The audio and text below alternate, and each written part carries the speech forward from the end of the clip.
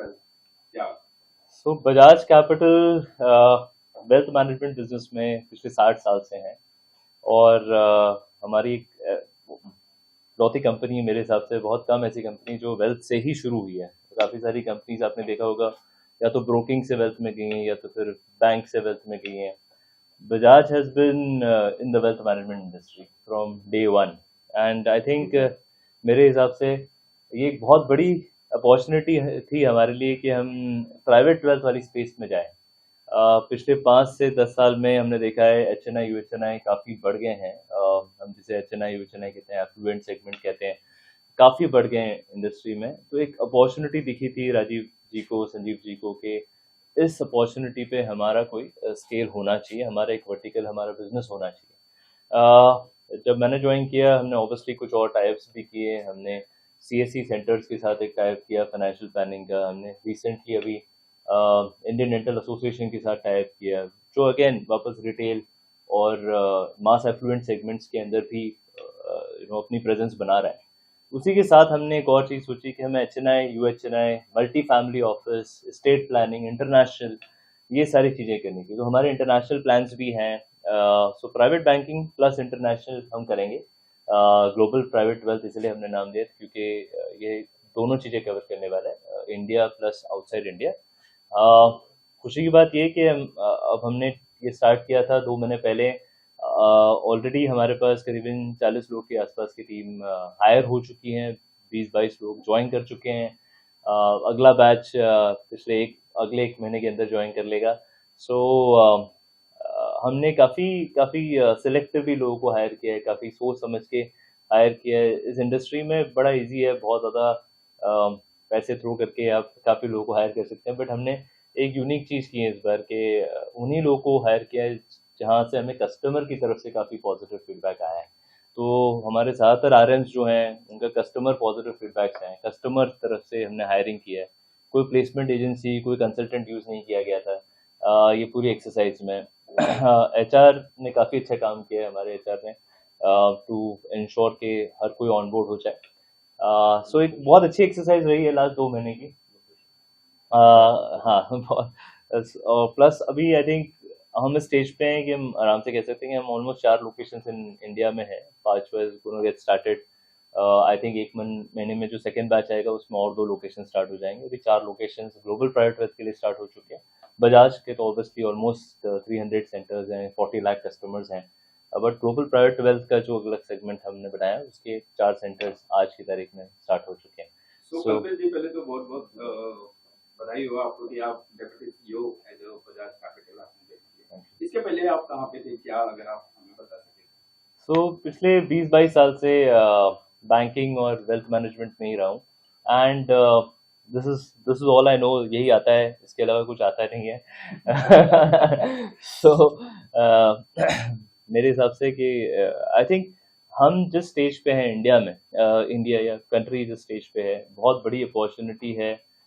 Country का GDP almost double होने वाला है, 3.5 ट्रिलियन डॉलर से हम देख रहे हैं 7 ट्रिलियन डॉलर हो जाएगा अगले 10 साल में, 15 साल में। और ये बहुत बड़ी अपॉर्चुनिटी है हमारे, आई थिंक हमारी सारे सब लोग की लाइफ टाइम में। आई थिंक चाइना के साथ ये हुआ था, अब हमारी ही कंट्री के साथ हो रहा है। लाइफ टाइम में एक बार ऐसा कुछ अपॉर्चुनिटी मिलती है जहाँ पे आपकी कंट्री का जीडीपी डबल हो रहा है। तो हमने 75 ईयर्स में किया था, वो अगले 10 साल में वापस होने की पॉसिबिलिटी है, आकांक्षा है।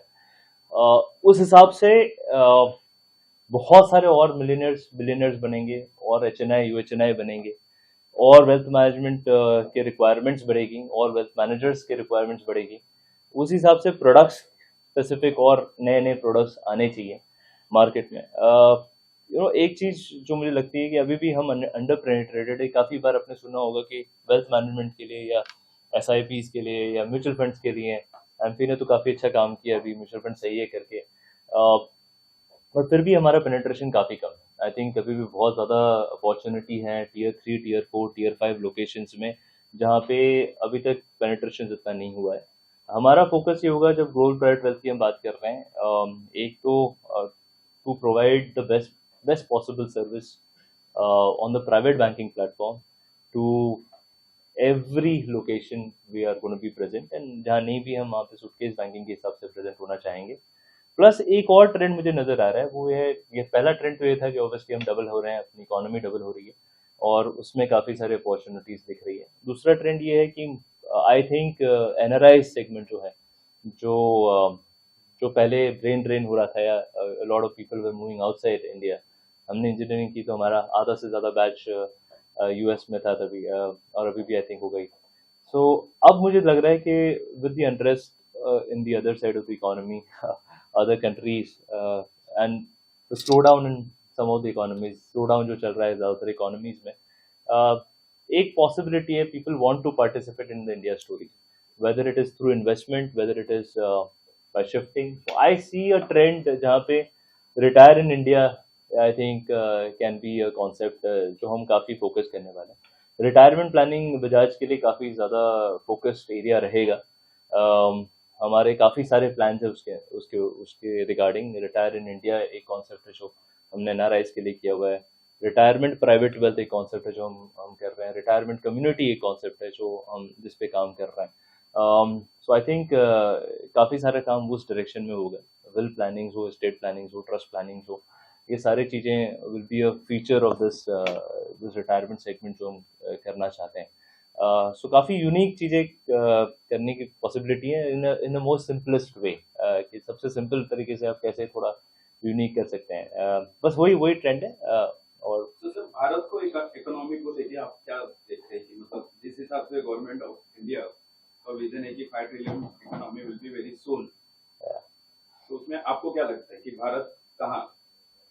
आई थिंक इस रूम में हार्डली कोई ऐसा होगा जो ये डिनाई करेगा या जिसको 1% भी ये डाउट होगा कि हम 5 ट्रिलियन होने वाले हैं या नहीं होने वाले हैं। मैं तो 7 ट्रिलियन की ऑलरेडी सोच रहा हूँ कि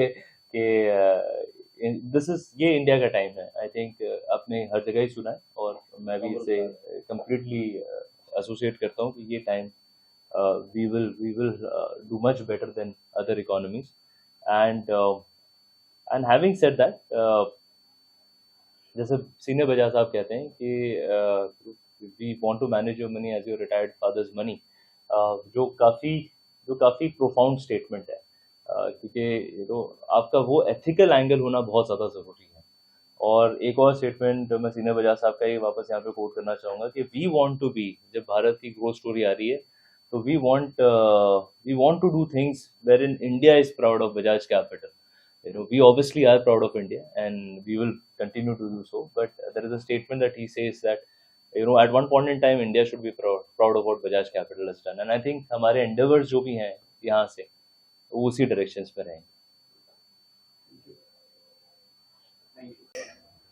Kalpesh ji, how Bajaj Capital Global Private Wealth would create a differentiation compared to other wealth outfits? I think जिस तरह से हम बॉर्न हो रहे हैं, जिस तरह से हमने इसको पैदा किया है, उसी में डिफरेंस है। इसकी नींव में डिफरेंस है, इसकी फाउंडेशन में डिफरेंस है, इसकी कंपनी की एथिक्स है। एक 60 साल पुरानी कंपनी की एक फाउंडिंग एथिक्स है जिसको हमें आगे बढ़ाना है। तो वो थॉट प्रोसेस ही फ़र्क है।